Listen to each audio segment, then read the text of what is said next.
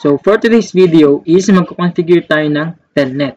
So, meron tayong isang PC, isang Cisco switch, and then isang router.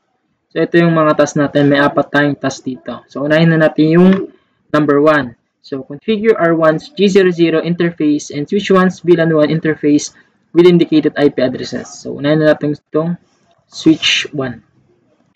So, configure natin yung VLAN 1 niya and lagyan natin ng IP addresses. Connect int VLAN 1. Then, IP address, lagay natin itong naka-indicate dito na IP address ng VLAN 1. Which is 192.168.1.2.255.255.255.0. Then, no shutdown.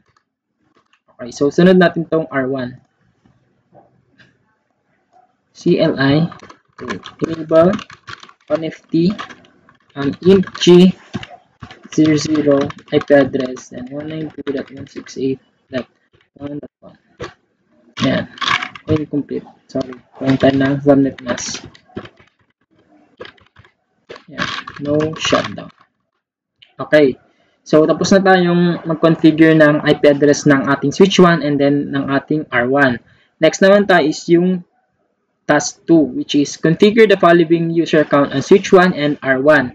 Username Cisco and password CCNA. So, create tayo ng account. Unahin na natin dito si R1. So, exit muna tayo dito. Then, type natin username, Cisco. Then, password is CCNA. Okay, ganoon din yung gagawin natin dito sa ating switch 1. Exit muna. Then, username, Cisco, password, CCNA. Okay, so, tapos na tayong gumawa ng user account dito sa ating switch 1 and dito sa ating R1. Next naman is yung task 3. Configure VTY line 0 through 15 on switch 1 and R1 as follows. So, configure daw natin yung line VTY ng ating switch 1 and then yung ating R1.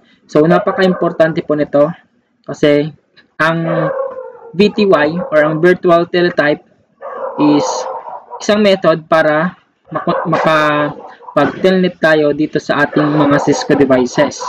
Okay, so configure natin line VTY 0 to 15. Then login local. So ginamit natin yung login local para magamit natin yung username and password na ginawa natin. Yan. Then transport input. So ito namang transport input is para ma-configure natin yung ating telnet. Ayan. So may pagpipilian dito. Kung all non-SSH or telnet. So, this lab is gagamit tayo ng telnet. So, telnet ang lalagyan natin. Transport input telnet. Okay. So, dito rin naman tayo sa router 1. Configure din natin yung line VTY 0 to 15. Login local. Then, transport input telnet. Ayan. So, tapos na tayong nag-configure ng telnet.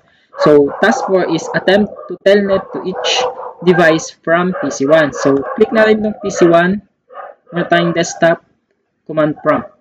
Okay. So, sa pagte-telnet ng Cisco devices, ang command na ilalagay or type natin dito sa CMD is telnet.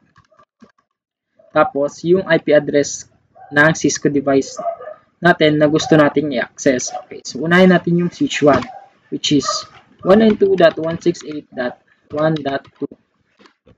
Ayan. So, hihingi na siya ng username. So, ang username na ginawa natin kanina is Cisco. And then, ang password is CCNA. Ayan. So, na-access na natin yung switch 1. So, next natin is yung router 1. Exit lang tayo dito. And then, telnet ulit. Telnet 192.168.1.2.